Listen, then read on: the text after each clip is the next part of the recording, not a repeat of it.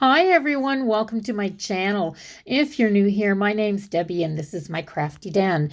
This is where I share my love of paper crafting and everything to do with my planners and journaling, as well as my newest obsession with diamond painting. So if you enjoy any of these things as well, then go ahead and hit the subscribe button and stick around for a while. And if you click on the bell icon, YouTube will notify you when I post a new video. Morning, everybody. I'm glad you could make it today. If you're new here, let me explain just a little bit of what this video is. It is a WIP and chat, and WIP stands for work in progress, and I'm working on this 30 by 40 diamond painting from diamondart.ca, and it is called Midnight Wolves, and it's a gift, and I haven't worked on it since my last video here. So so what this is I fully intend to just work on this for about an hour right now, and to just chat away while I'm doing this. Not sure what I'm going to talk about right now. Probably just babble through a lot of different topics. So if you want to join me today, I suggest you get out your work in progress. I have my pens. I just throw my pens in this little jar and set them on top of me, or not on top of me, on top of my work up here.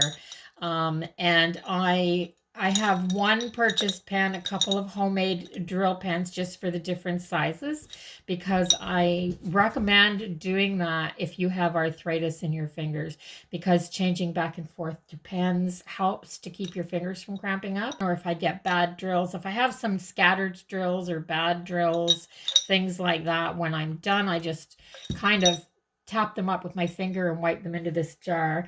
I have my kitted up. Oh, don't let me kid ya. I didn't kit these. When you get a painting from diamondart.ca, they already come in their nice little Ziploc baggies with their DMC number on them, which I absolutely love. I just love. I wish all diamond paintings came like this. I have my drill trays. What else do I have? Oh, and the most important thing that I have is my cup. So lately I use Ray Dunn. I love using my Ray Dunn. I collect Ray Dunn mugs. And lately I've been drinking out of two cups. I've been drinking out of Cat Mom cup, which my cat rules my house. So that's, I feel like, the Cat Mom slave type of thing most of the time. And this morning she ticked me off, so I decided I was going to be her boss today. And I grabbed the Boss Lady cup. So that's why it says that. Now, let's get started. I don't like working with the clear plastic. I found that these reusable papers, what are these called? I'll put a link. I got these on Amazon, and I'll put a link to these. I think there's 100 sheets or something in the package. I've only used a dozen or so, and I reuse the same ones over and over again.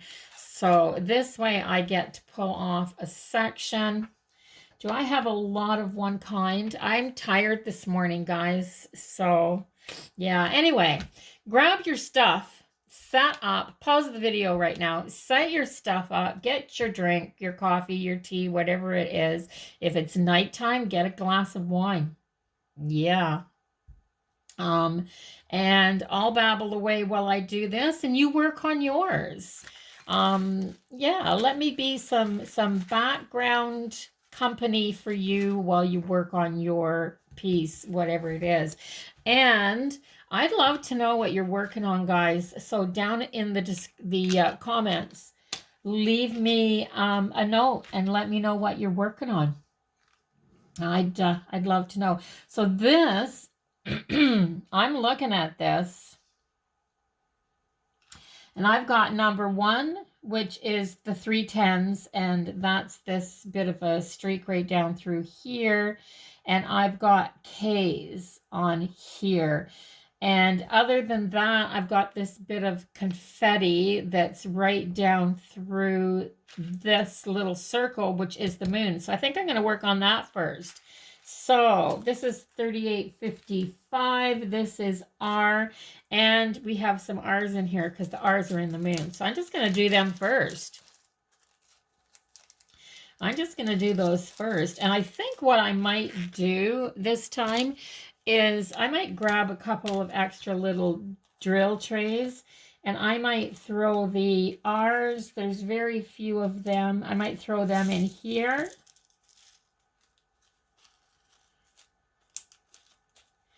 And then I might throw the D's, which is the other yellow, because they're kind of blended in here. And that is 727. So let me find those, the other yellow.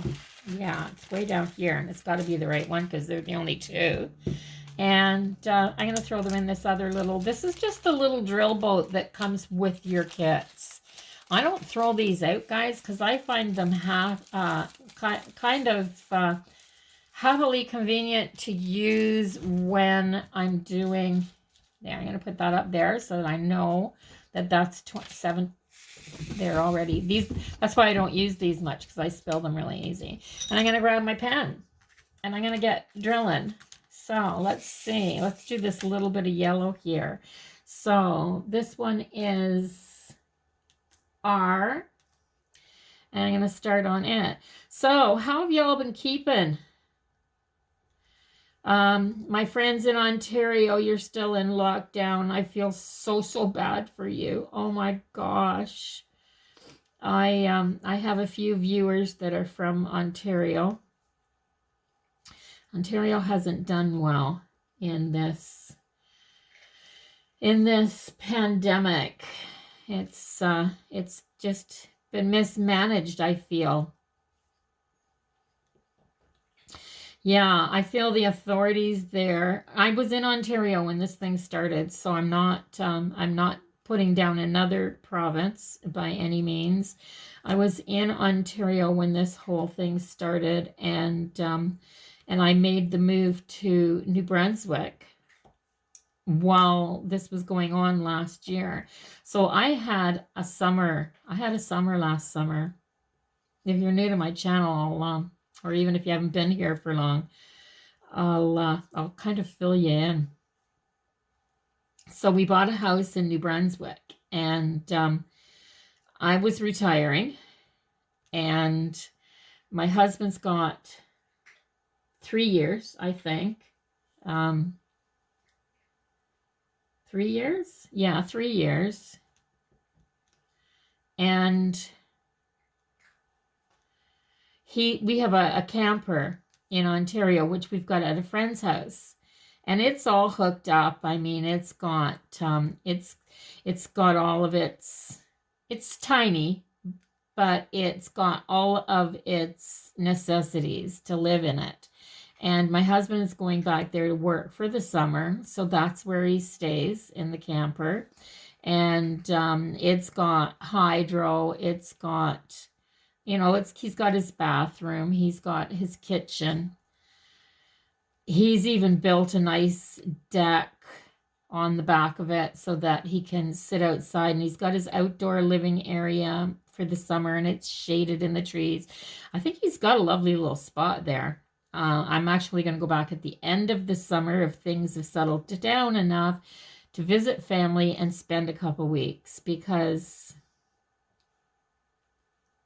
yeah, but I'm not doing it until the compulsory 2 weeks of quarantine isn't necessary. By then, I will have had both of my vaccines, and I guess there's not 2 different vaccines, both of my vaccine shots, and all of my family and friends will have well by then. So I'm hoping that the 2-week quarantine for travel within the country will be lifted by then, and I can go and see family. Yeah, my dad's getting up there, guys. I'm 66, and yeah, he's 87 years old. So slowing down a bit, he is. But he wanted to come here this summer, and he can't travel because of the quarantines, and well, it's just dangerous, and he's at a risky age, right? So, and he still travels, guys. He'll still take road trips. He's very very competent, and I miss him a lot. But he wanted to come here. I need my tweezers because I've dropped a yellow up here and it doesn't go up here. It goes, is there another R down here? It might not even go down here. Let me see. Anyway, yeah, he's very competent. He travels still. He's traveling within Ontario when he can, and it's safe. And he still likes to hunt and fish. He's a very active wildlife person. He just finished planting his garden. And it's a massive garden. He still does potatoes the old-fashioned way. They put them in hills and they hoe them and, you know, maintain them. And he doesn't have a big wet water source. I mean, if the water goes low, which it is there already, but if the water goes low, he actually takes his pickup truck and he drives to the lake with 5-gallon buckets, and he'll bring them, fill them, and put them in the back of his pickup and bring them home. I mean, it's just down the road from him. It's not a trip or anything. But it's a lot of work, guys. If anybody's ever done that, yeah, it's a ton of work. There's another R. That's why I like doing 2 little trays like this. And yeah, and he'll fill this big 45-gallon drum system. I think he's got 2, maybe 3 drums, and he's got a garden hose set into the bottom of it, and then it's just gravity fed. So he'll fill those big drums if it hasn't rained for a while from the lake, and then he'll water his garden. He maintains that garden. They grow almost all their own produce in the summertime. All their own produce. Yeah, and always have. He's got a big old-fashioned pantry, fruit cellar, we call it. And I don't know why we call it the fruit cellar. Most of it's vegetables, but they can everything still. My stepmom and my dad, they're just, yeah, the original homesteaders. He doesn't keep animals anymore, though. He doesn't keep animals anymore. He always did, but he doesn't anymore. And I don't think that it's because he can't maintain it. It's because having animals keeps you bound. It keeps you homebound. It makes you be a homebody. And, you know, he is getting up there. There's things he still wants to do, one of which is coming out here. I live at the head of a huge lake system that feeds into the St. John River. And he wants to come out here and try his hand at fishing on the East Coast. Yeah, that's my dad. God, love him to death. Just, oh, God, and I miss him. Miss him so much. But anyway, so to get back to my original story, I moved here during the first summer of the pandemic. Now, we couldn't rent a U-Haul. So, yeah, we couldn't rent a U-Haul. Let's start with the simples. Let's do the Q's, which is a light color. And there's not very many of them. So they are,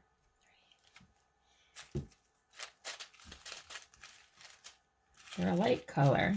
Is it that one? No. Here's a light color I need here shortly.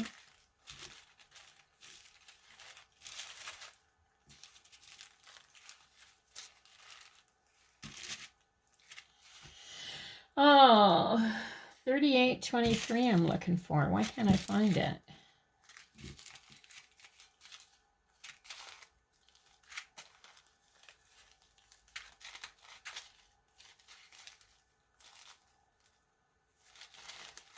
Well, I got these ones, $38.65.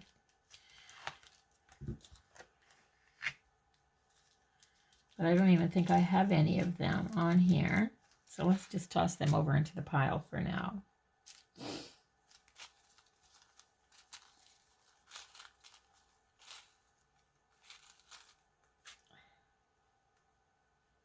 I just finished those, so let's put those over into the done pile.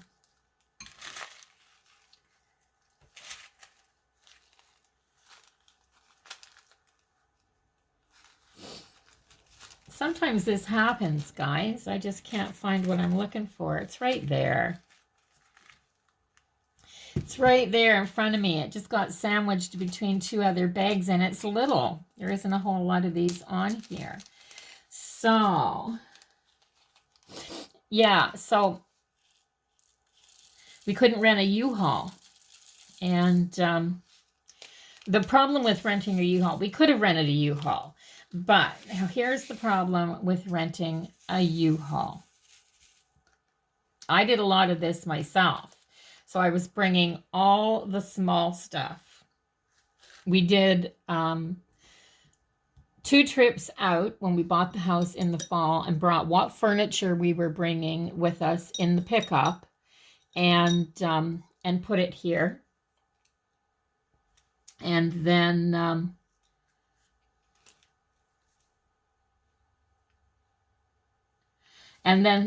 I needed a lot of small stuff to be able to live here.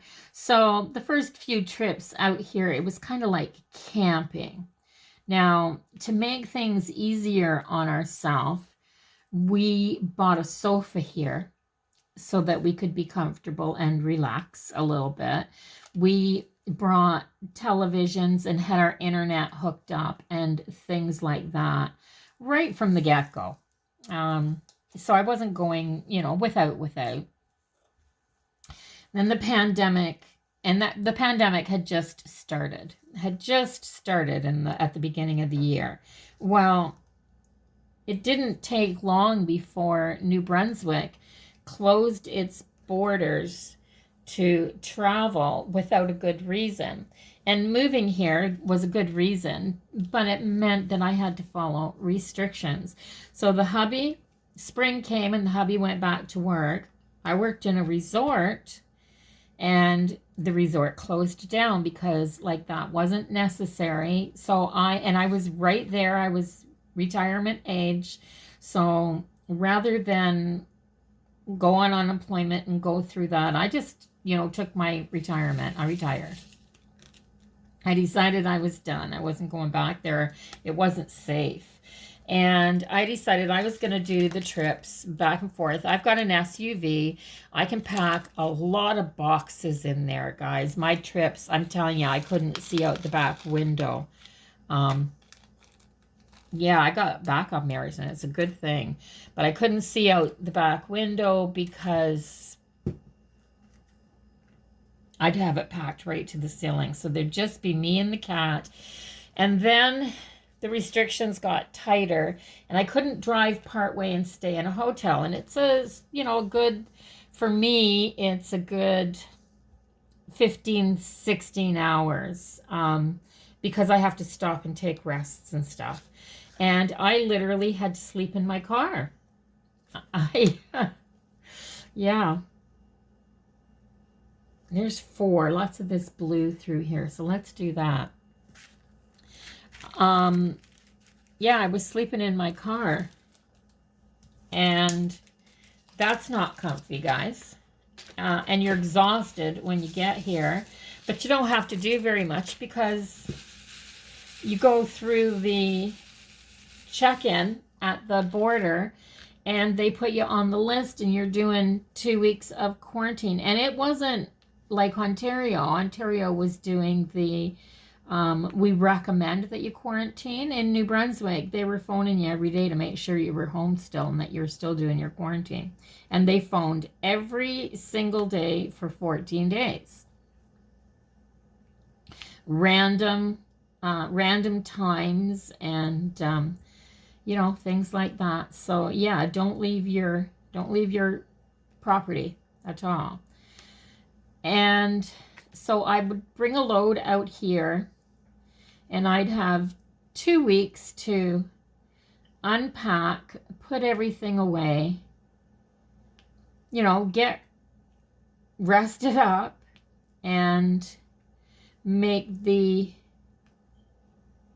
day and a half for me journey back to Ontario, while trying not to stop in a store, while trying not to, I never stopped at a restaurant, a store, or a drive-through.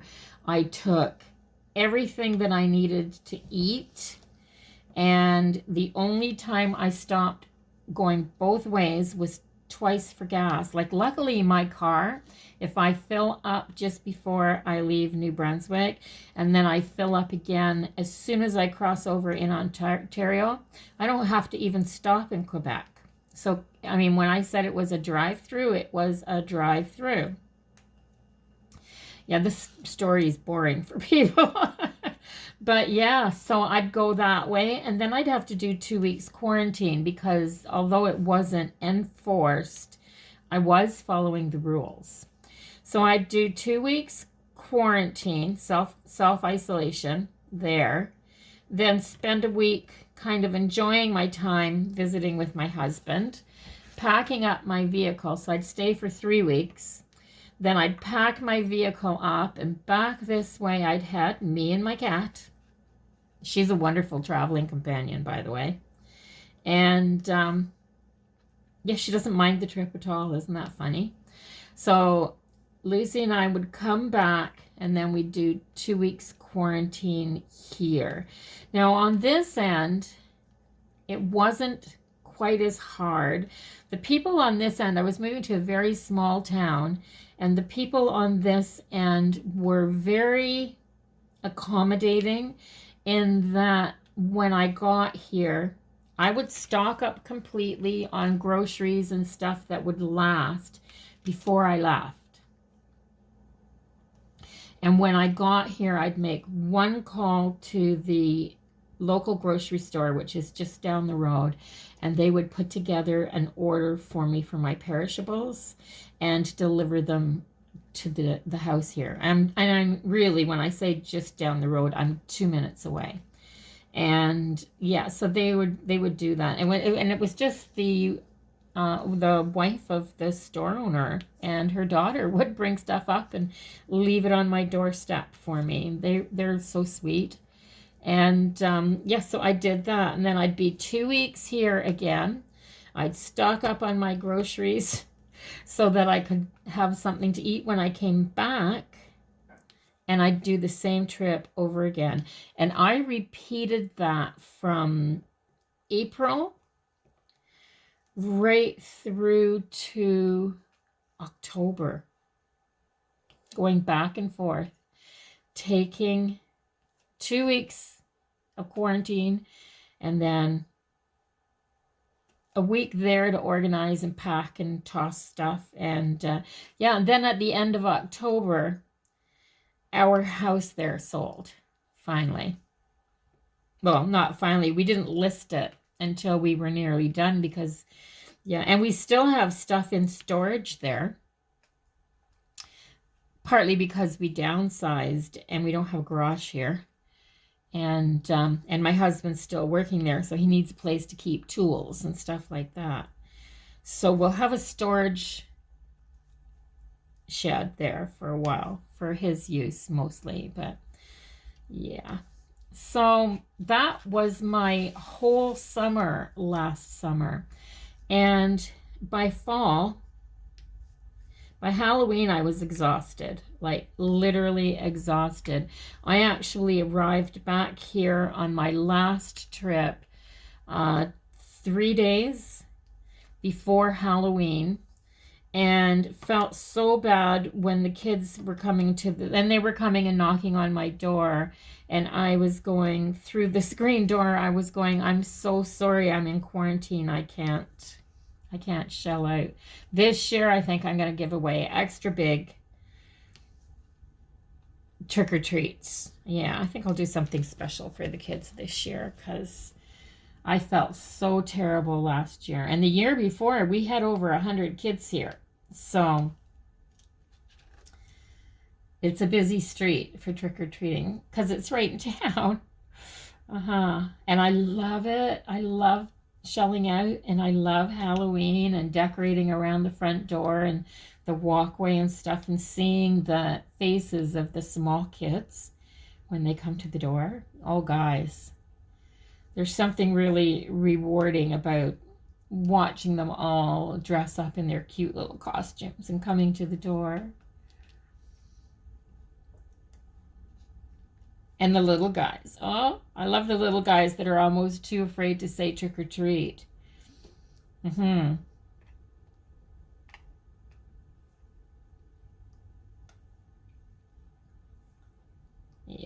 Yeah, I'm oh gosh, I'm really hoping that by the end of August things are back to normal, because everybody's gotten their vaccines, or close to everybody. I'm hoping, that once like 80% of the people will have had their vaccines, I will, by the end of August, I will have had my second shot, and it will be, because you have to wait a few weeks after you get it before everything is working fully, and I will be fully immunized. And they say you're pretty good after the first shot, so I'm feeling much better now about going to the Dollarama and things like that.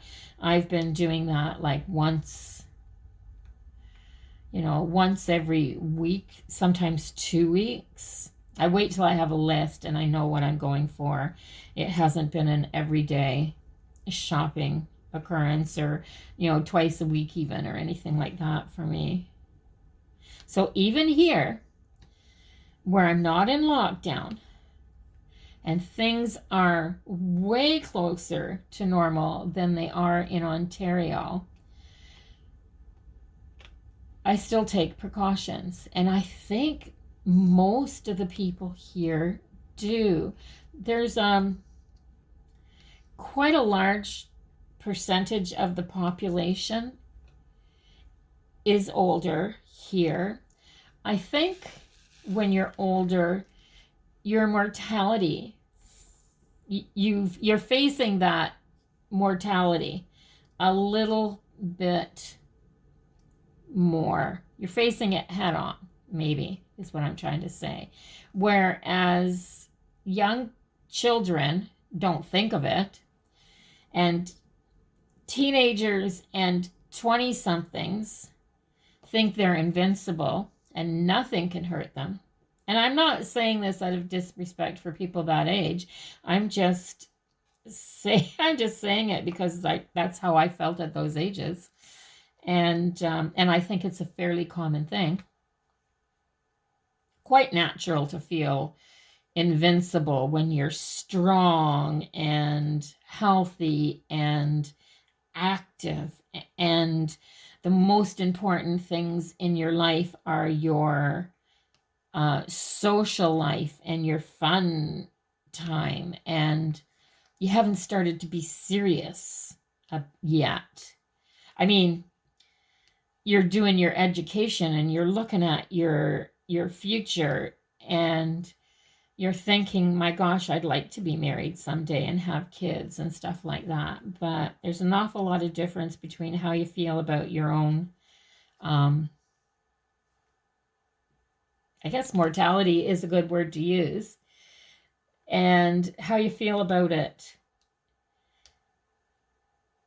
at that stage, when you're still planning your future and going to school for it, or just starting a career, or all those things that are so new and exciting, and they give life. There's a lot of difference between the way you feel about it at that stage in your life than there is about the way you feel about it once you are a mother or a father, and your children's lives then become more important to you than your own. And because let's face it, they do. And you start to think about your life in how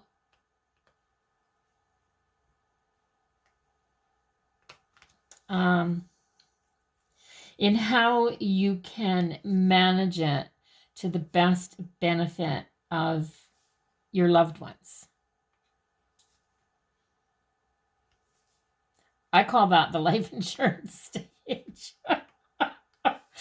Oh gosh, that's when you start thinking about your life insurance and how you can take care of the people that you love if anything should happen to you. Oh my gosh, yeah, I call it the life insurance stage. Isn't that funny? But it's so true. I guess maybe that's why I find it funny. It's so true. So, yeah. I think I've taken care of all of that shade of blue.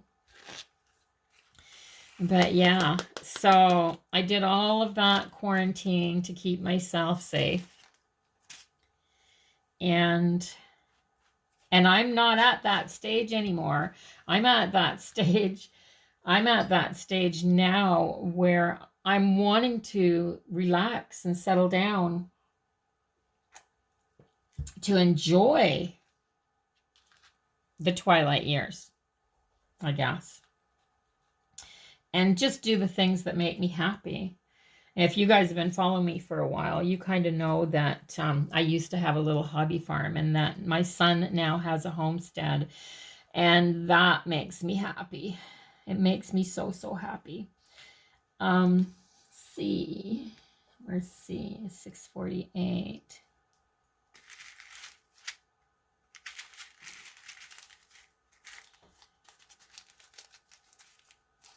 It's a light color. It's right there. Taupe. This is a nice taupey color.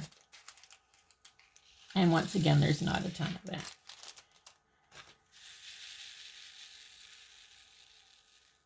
There. So, yeah. Yeah, so that's another thing you can let me know. Introduce yourself, guys. Put a comment down below. When you're done at the end of this video, when you're done working on your little piece, and these are really scattered. I'm really having to look for them. That's why I'm concentrating. Oh, I'm tired this morning. I'm going to need a second cup of coffee. Yeah, I didn't go to bed till after midnight, and my kitty cat had me up at 6. So, yeah, good thing I can function a little bit on not very much sleep, because some nights she's wanting to wake me up a lot earlier than I want to get up.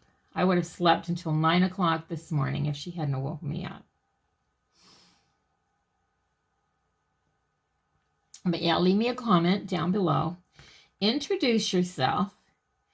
Tell me where you're, tell me, I mean, you don't have to if you don't want to, but let me know what age group you're in. I mean, you don't have to say I'm 66. You can say I'm in my 20s, my 30s, my 40s, my 50s. You know the drill. So yeah, so let me know what decade you're in and what state or province you come from. And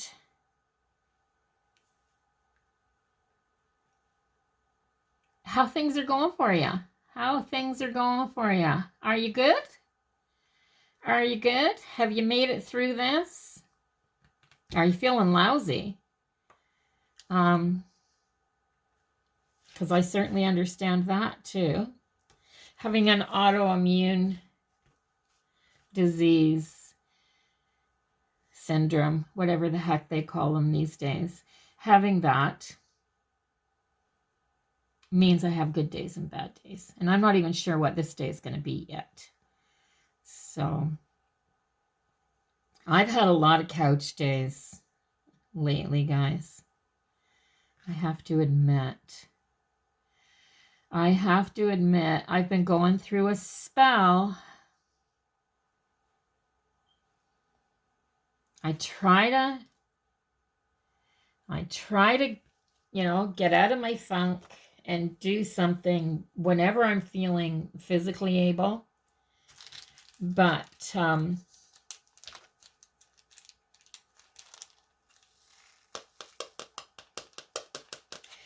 it's harder than it seems.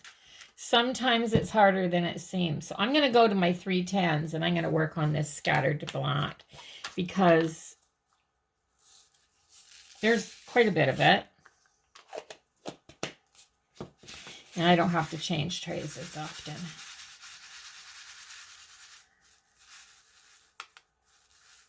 There. I got a lot in there to work with. So, yeah, introduce yourself. I'm curious, really curious where everybody's from. Where everybody's from. Or where they're currently living. Like I'm not from here, but my gosh, it feels like home now though. And I got to be able to say, and this is something that I'm so proud of. It's not something that would normally make a person happy, but I can drive. I'm 3 hours from my son. I can drive all the way here, all the way back, and stop in at a few towns and do some shopping and not use my GPS. And he lives on some, back country road areas, and I live like way off the beaten path as well. I'm in a small town, but it's at the end of nowhere. And in New Brunswick, if you've ever been here or you live here, you'll know that a lot of stuff is way off the beaten path and kind of confusing to get to. My gosh, we got lost going to my other son has, he's in Ontario working right now, so he's not full-time or kind of here yet. This is his official province, but he's having a hard time finding work. So he's doing an off-grid lifestyle cabin, and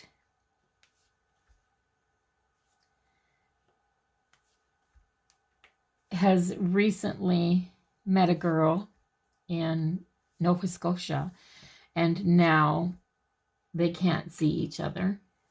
So he went back to Ontario to work for the summer because they're kind of separated by the pandemic and the whole quarantine issue-y thing right now anyway. And they're trying to get their lives together. See where this new relationship will take them. And one thing about the pandemic, you certainly can't rush things during it.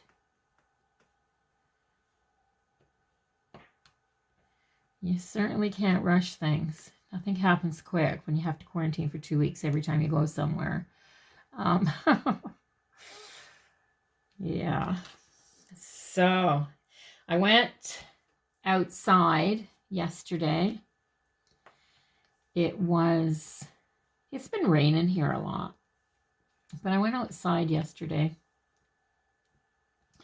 and I started setting up my little front garden. And when I say garden, I'm not talking a big vegetable garden or nothing like that. I got 10 or 12 flower pots, containers that I'm going to plant some stuff in. I'm going to plant a few vegetables, some flowers, and put them all out and try to fix up the area under my living room window. It gets a lot of sun there, so it'll be nice. And I'm going to try to grow some things there, guys. Make it look pretty and maybe have a tomato and a zucchini and a pepper. We'll see what happens in the vegetable department. My son's got some seedlings started, so I'm pretty sure I can take my pick of, you know, a plant or two. And yeah. So I was out yesterday setting some of the pots out. I haven't got them ready yet. I'm not planting nothing out there until June. I'm not doing the plant something and then lose it to an unexpected frost. So nothing's going outdoors till June, so that it'll still be small enough in June that I can cover it with a sheet or something if there's frost warning. And then after the first week or so of June, we should be safe. Our last frost date isn't until, I think it's June the 7th.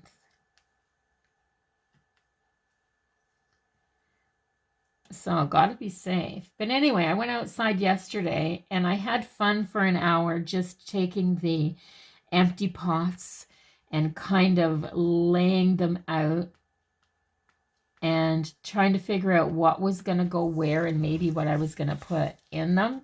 I think I need a new pen. So, yes. And had a little bit of fun doing that. And I thought the sun was out for good when I went out and started doing it. Oops, I had 2 drills there. And now both of them are crooked. Did not realize. That's better. And I took the pots all outside, and I took some landscape fabric out, and I thought I was going to start doing something, and I was only out there for like 10 minutes, and it got overcast and started to sprinkle rain again. Then we had lightning. We've had these last, is it 2 nights or 3 nights? So I think the first night we had a thunderstorm, like actual thunder and lightning, flashes of bolt lightning and big cracks of thunder after, and a heavy downpour that didn't last for a long time, but the thunder and lightning lasted for a lot longer, a couple of hours. Then last night and the night before, we had sheet lightning. I haven't seen sheet lightning since I've been here. That's the first time. It's something that happens quite a bit where I'm from in Ontario. We see those types of storms. But I can't remember what it did the night before, but last night it was sheet lightning for on and off for a couple of hours. And not constant. Like it would be a flicker that would last for a second or two, and then it would be, 2 or 3, 4 maybe minutes before there'd be another one. But it seemed to be all around. It was funny, just really strange. So I'm not used to yet what storms look like here, so I've been keeping an eye on it. And yeah, different areas are different. So yeah, so 2 nights in a row of sheet lightning. And then last night, a couple of hours after that started, we had a downpour. It was like the sky opened up and somebody threw buckets of water down for about 15 minutes. And then that turned into a drizzle. And it was done. Yeah, so I mean, if that's the worst thing that's going to happen here, I'm not sure. We didn't get any storms like that last year for the periods of time that I was here. And I mean, I spent 2 weeks out of every month here, so I guess maybe that's not a good indication. Maybe I can't remember if I was here at this time last year. I think I was here at this time last year, and I was here for almost all of April. Let me think. No, I was here last year at this time because the hubby and I were here for about 6 weeks. When everything went into that first lockdown or shutdown in Ontario, they even stopped the few construction jobs that he was working on. He does tile work. So mostly in homes, of course. New construction and, the complete renos. And and they shut him down. So he was here for 5 weeks before they said that he could open back up again. He kept paying attention, like really paying attention, because he knew when he went back, he had to quarantine for 2 weeks before he could go back to work. So I think he was here for all 2 weeks at the end of April and 3 weeks in May. And then at the end of May, he went back, and by the second week of June, he was back working again. Didn't come back again until November. And I did my back and forth trips all summer. So yeah, so I was here at this time last year, and we had nothing. The snow melted, and then we had nice spring weather. It was dry last year though. My gosh. My grass is all greening up. We've had a lot of rain, so my grass is greening up. It's so pretty. So pretty. Last year, everything was so crisp. I cut my grass 3 times all last year. I'm almost dreading it right now because it's lush and green, and my lawn's popped up with dandelions. And I don't cut my dandelions down, guys. When I was outside yesterday, I saw 2 honeybees. 2. And the only reason they're here is because of the dandelions. There's not a lot of flowers or anything up yet, and the blossoms haven't started yet. The leaves are on the trees, but they're still quite small. They're not big yet. And yeah, so they're here for the dandelions. So if you worry about the honeybees, like a lot of us do, don't cut your grass until after your dandelions go to seed.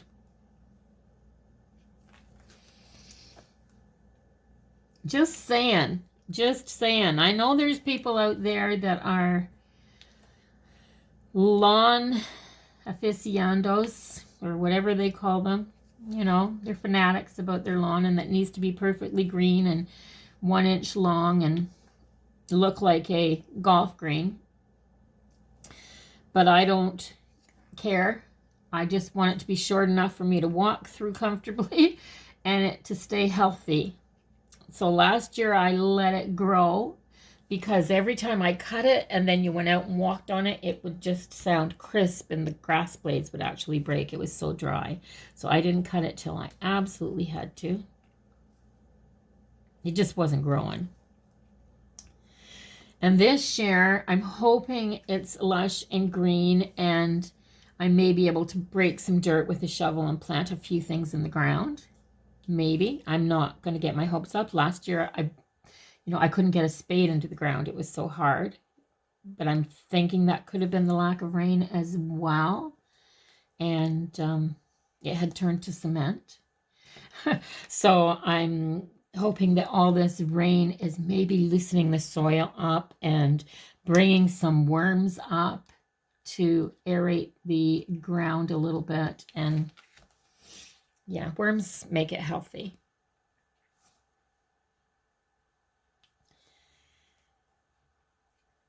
Yeah, so I'm looking forward to the summer, seeing what it brings, seeing what happens down on the homestead, because I have an investment in that as well.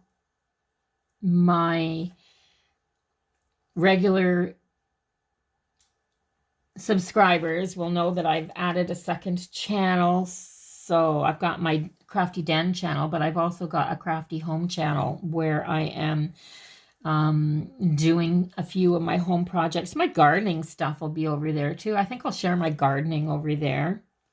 And of course, what's happening down on the homestead right now, which for me is at current having 6 bunnies that are 3 females and 2 males. I'm looking for 1 more female to round out my herd, and it's at the farmstead. I'm not keeping it here in town. I'm not doing the urban homesteading. I mean, he's got the homestead there and he's interested in it. So why not keep my little herd there? He's quite willing to, you know, go out twice a day and feed and water them and make sure everything's all right, along with my chicks. So I've got 24 eggs in the incubator here right now, and I'm going to brood them in the brooder in my back porch. Yeah, guys, I'm doing that. I'm doing that. So at the end of this month, I should have baby chicks. Plus I bought 8 little straight run Australorp chicks that are in a grow out pen down at the homestead. My son has a flock of leghorns, a nice flock of leghorns. Those are just your regular white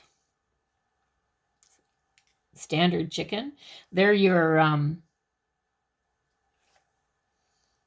they're the ones that the egg factories use. And that's where he got them. So egg factories have leghorn chickens, and all they do is keep them for a year and a half. They grow them out the first 5 months, and then they start laying between 5 and 6 months. And then they let them lay for a year, and they get rid of them because their egg production goes down each year.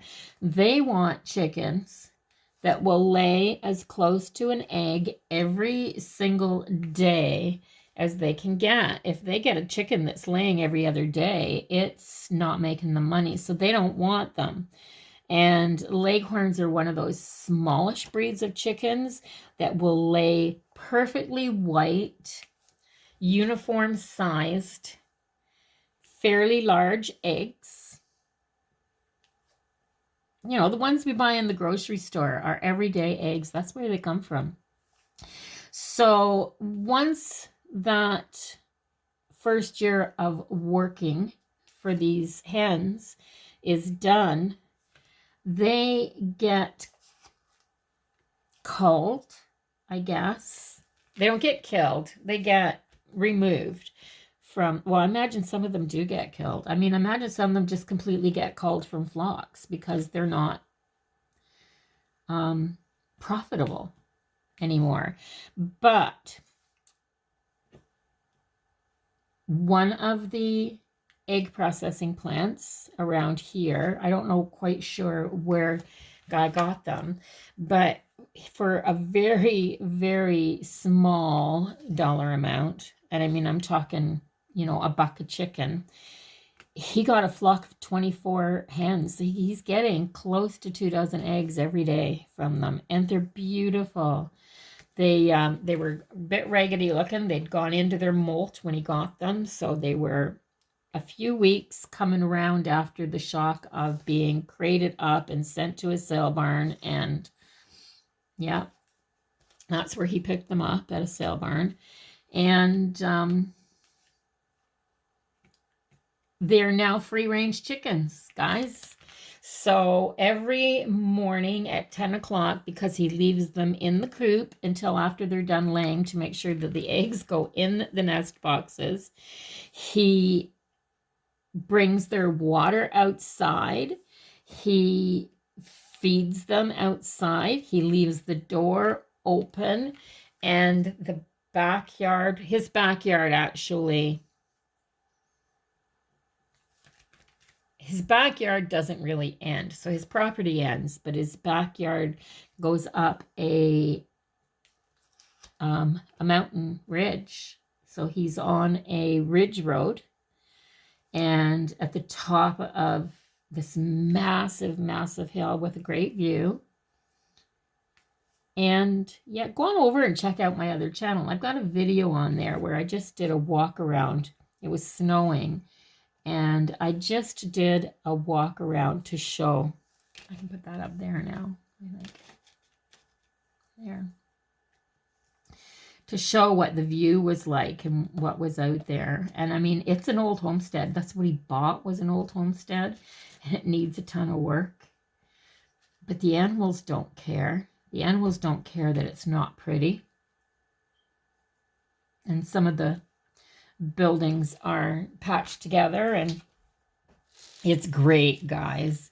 It's really, really great.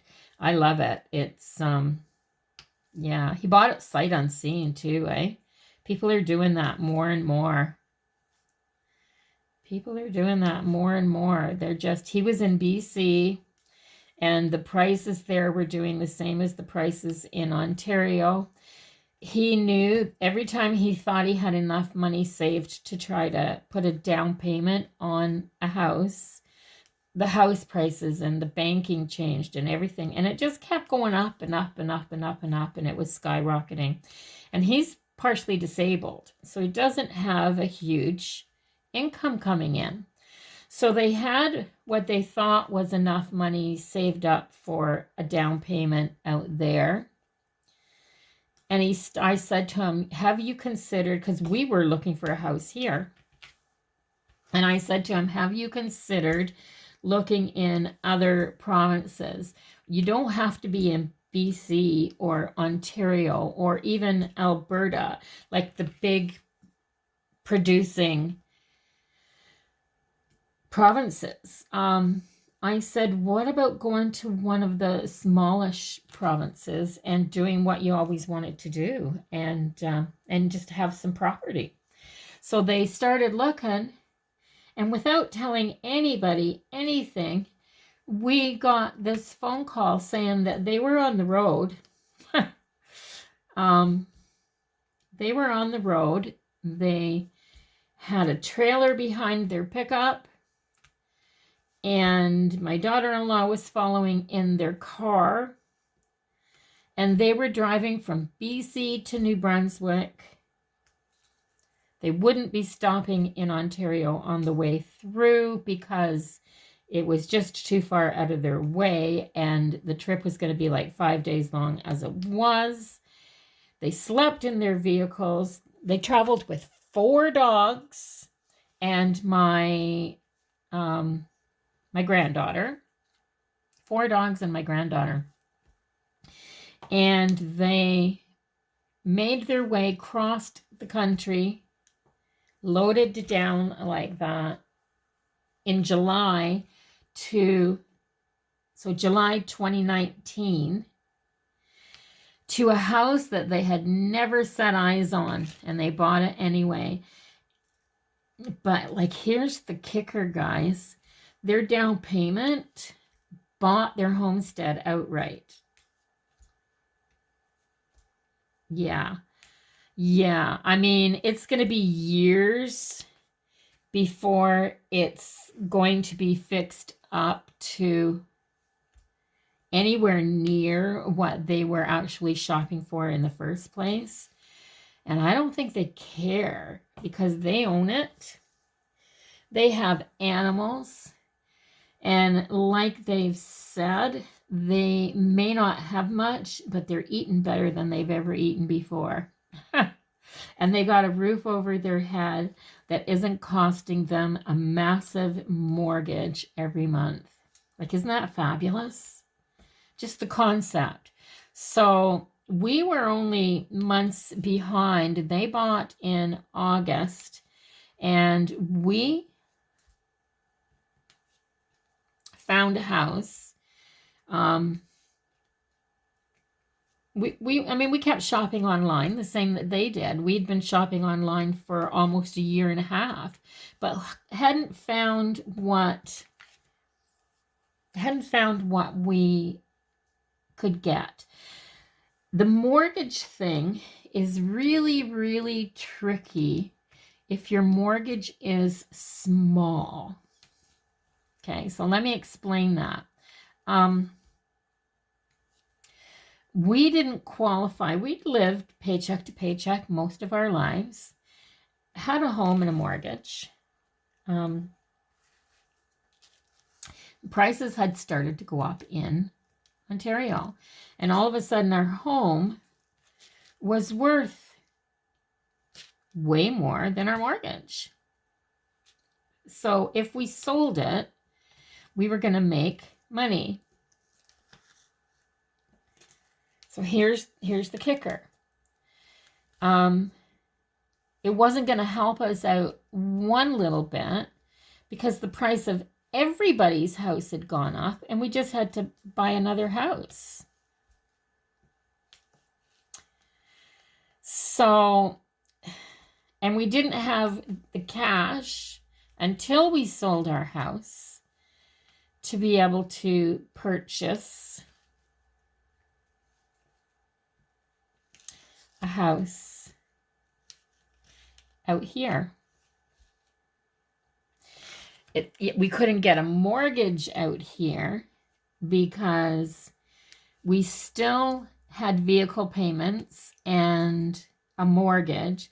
So our income to debt ratio didn't allow us to have another mortgage. We could have done it. And we found a house. And it said it was turnkey. It said it was small and cozy. The pictures were delightful. The pictures were of this cute little house. Very much what we wanted, but we didn't know the area. So we shared the pictures with our sons and just saying, like, look at this, look what you can get. You know, if you could, look what you can get. Well, my other son came up with a plan. So he had an extensive line of credit that he'd never used. Yeah. And as you know, a line of credit, you don't have to say what you're using it for. It's not like a mortgage or a loan with collateral. It's a line of credit. So he came up with the idea, because this house was so reasonable, guys. I'm almost embarrassed to say what we paid for it, but this house was so reasonable. And he came up with the idea, and he'd found a little piece of property which was an off-grid hunting cabin, and it was really reasonable as well. So we did the road trip, and we came out, and his plan was, why don't we use my line of credit and buy the properties out there? You can pay me every month the payment for the line of credit until you can pay the line of credit, like your share of the line of credit, off. And so what he was offering us was a loan, and kind of an indeterminate loan. So with a line of credit, you have a minimum amount that you have to pay every month. And anything over that, basically you're paying your interest payment every month. And anything that you're paying over that, you're paying off on the payment. So we came out and we looked at this house. We put the offer in. And it was a sweet deal too, because if you closed within a month, she was offering $1,000 cash back, or a $2,000 cash back, sorry, that would pay your lawyer and all your closing costs, which was remarkable. So we didn't even need that. So we did it. We put the offer in on the house. We closed in the 30 days. My son got his place, closed on it. He closed on it even before we did. And all of a sudden, we all had property in New Brunswick. Now, we're spread out, guys. We're in the middle. My son's an hour and a half in one direction, and my other son is 3 hours in the other direction. So we're still shopping. This isn't our forever home. But what happened was we bought this place. We got our other house ready to put up for sale. started clearing it out and bringing stuff out here over the summer and paid the interest on that line of credit. So I'm just telling you all this because sometimes people have a line of credit and it's for an emergency and they may never use it, but sometimes that line of credit can be beneficial to change your life. Just saying. So we sold our house for enough to pay this one off in fall and have a more than 25% down payment left in the bank on a property that will be our dream property, our forever, final resting place, homestead, maybe a view of the water, home. And in the meantime, we've got this amazing, cute little in-town farmhouse style home, which really was turnkey. My husband did a few projects, but they weren't necessary. We could have lived in here just fine without them being done. It was aesthetics, really, and mostly it was the bathroom and some trim work that he wanted to change because he's a tile layer. He has this thing about bathrooms. Yeah, he wants them to be spectacular. So he put a new shower in, put some new flooring in, put new flooring in all the bedrooms. Because he's a flooring guy. Started out as a flooring guy and started working up walls, across ceilings, anything to do with tile as well. I called him a carpet guy when I first met him because that's what he did. He laid tons and tons of carpet back then. But yeah, any of those nice spectacular finishes now, that's what he does. So it's pretty cool. So we have this place. So we've already spoken to the bank and are kind of pre-approved. We've got a kind of a verbal okay for a mortgage. We just have to find that place and be ready to do it. And they've actually recommended that we don't even sell this house, that because it's paid for, we use it as a secondary income. It's in a place where it won't be hard to rent out. This is a factory town. It's actually a mill town. It's actually a mill town where I live. There's a big lumber mill just down the road on the main strip. We live at the head of the lake at a big river mouth. I mean, a big river mouth. And it's really pretty gorgeous here. Trains go through quite regularly, shipping freight and stopping at the mill, and it's kind of neat, actually. But because it's a mill town, there's always mill employees and their families that are looking for a place to rent.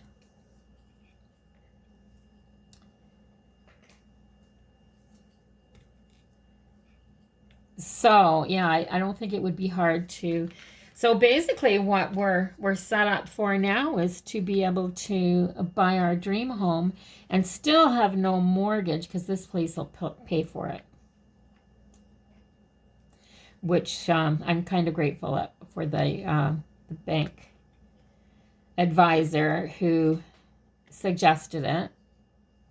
We kind of just went in and talked to her, and she came up with a game plan for us.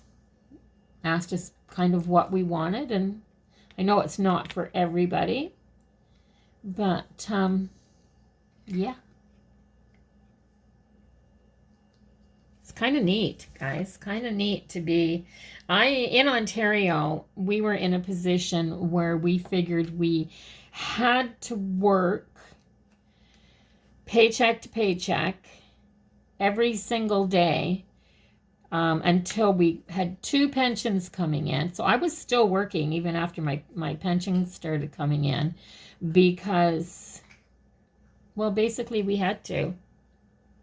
The pension wasn't enough to take the place of my paycheck. So I cut my hours back, but I couldn't completely retire. And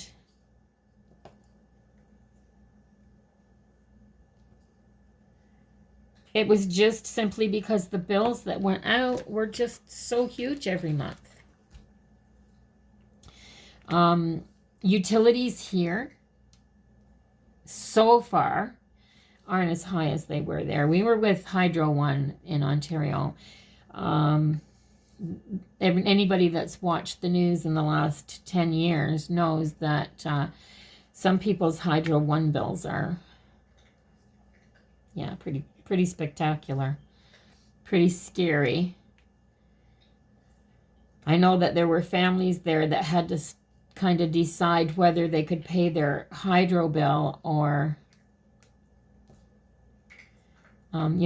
buy things that they needed. So they were going without things that they needed for their homes and their families because they had to keep the hydro on. Like, that's not right, guys. It's not right. And it shouldn't be allowed. It just shouldn't be allowed. If you're a minimum wage employee, not everybody has a high-tech job. So if you're a minimum wage employee, like the majority of people are, then you can't live. You can't live. There were a lot of people that were on social assistance because in the end, they'd get more money on social assistance than they did. I mean, they'd have 2 people working full-time in a family and still be living below the poverty level. There's something wrong with that scenario. Something wrong with that scenario. So because of an idea that my son came up with, we've changed our lifestyle. We're no longer having to work. I mean, whether we're feeling healthy or not. I mean, there were days, like where I had to go to work and I had to live on painkillers to get through my day. That's not right either. But there was no choice for it. And my husband didn't make minimum wage, but he just couldn't do it all by himself. So, yeah. He made a little over minimum wage and still couldn't do it. Although when I say he made over minimum wage, that was gross. And at the end of the year, the government would always take their cut. So there is that. I love living in Canada. Oops, I got to turn my timer off.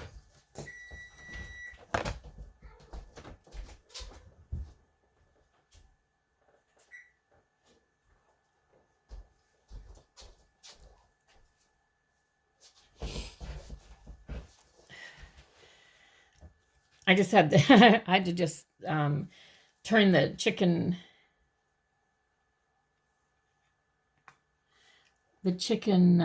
thermostat. I just wanted to check that because I had changed the temperature on the incubator and put some water in there. So I just put a reminder on so that I could check the temperature gauge and make sure everything was back where it was supposed to be. I got up this morning and the humidity level was down a little bit on it. So I added water and did that. But I love living in Canada. It's a wonderful country. We've got some of the best scenery in the world.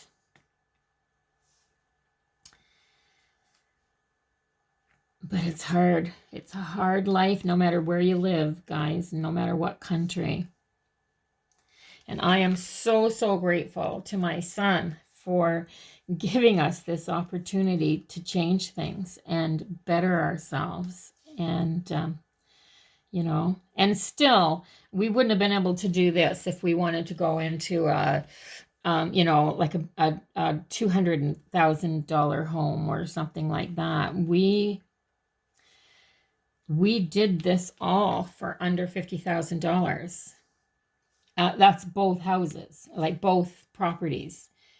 He's got a couple of acres and a cabin that's just gorgeous, by the way, and that he's been working on doing a lot of really cool things to his property.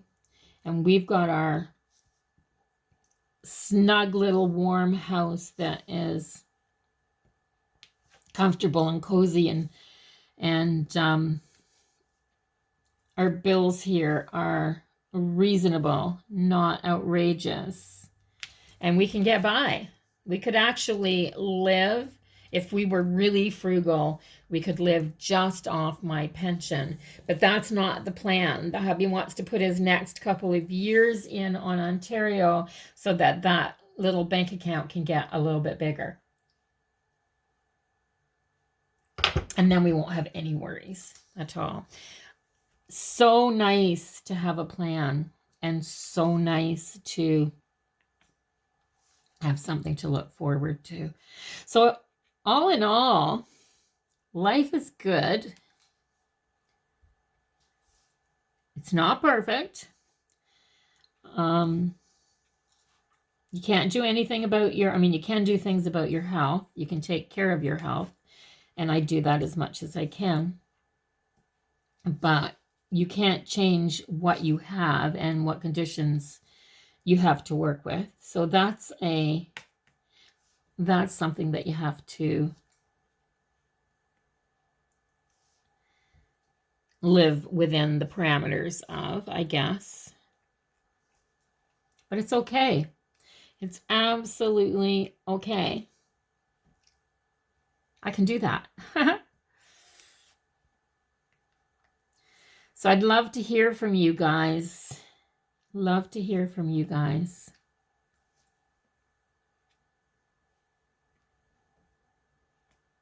I know I don't answer every single comment, but I do try to leave a like so that you know that I've read it. And quite often people will comment the same type of comment, and I'll answer, you know, one of them. So if you go back and read through the responses to some of the comments, quite often what you've commented on, I'll have a response to in there. And yeah, there just aren't enough hours in the day to do a personal response to every single one, but I do love reading them, guys. It's comforting. It's comforting for me, especially when I spend so much time alone, because I am pretty isolated here. Because of the COVID, I can't just go knock on my neighbors' doors and introduce myself. I've been here over a year now. Well, last summer. And then I've been here for 8-10 months, just here. And the only place I've gone is shopping and to the homestead. But that's because you can't just go up to your neighbors and knock on the door and say, "Hi, I'm your new neighbor, let's be friends." They don't want some masked bandit knocking on the door, and you know, they're not even going to recognize me later if I take off my mask. Come on. So I'm hoping that once this is over, I'm going to try to join some of the community events that happen here, because that's how you get to know your neighbors, join in community activities. But they're all on hold right now. I do know that our little town, we have a boat landing in town here, because like I said, we live at the on the river at the head of the lake, just by the mouth of the river. And so it's a little boat landing. And then the little park is right beside the boat landing. So I've been told that in the summertime they do a little band shell type of thing where some local musicians get together and they do kind of a family day, and everybody plays down there and people come down and picnic and listen, which I think it would be something that I would love to do. Just set a little blanket up or bring my lawn chair down and sit and have a snack. And there's actually a little takeout restaurant right there too that does some great burgers and things like that. So that'd be nice once that's open again. And I've heard so many good things about it. Plus, there's also seniors groups and things like that to join. There's actually a seniors club here in town to join, which hasn't been open since I've been here because you know why. So I think I'm done those. I think I've got my 3 tans done. So my black is finished. See how scattered it was, guys? It's kind of like just all over the place there. All over the place there. Oops. I got some static happening. And I don't have a dryer. Look at that. And I don't have a dryer sheet right here. So let's get there. Let's knock them off of there. Even they're even stuck to my fingers. I'm going to have to put some dryer sheet in there. I think the plastic containers cause some static. But anyway, I think I'm going to stop there. And be safe, you guys, please. Please. For the people that do comment all the time, I feel like I know you and I do care. I care, guys. If anything happened to any of my peeps, I'd be terribly, terribly sad. And yeah, so that's what I got so far. Now, last week I did a big percentage of this center section right here, and I finished it off later in the day. I went about my day, and then in the evening while I was watching a movie, I sat and I finished it off. So I may do that. I may come back and put something on. Is that?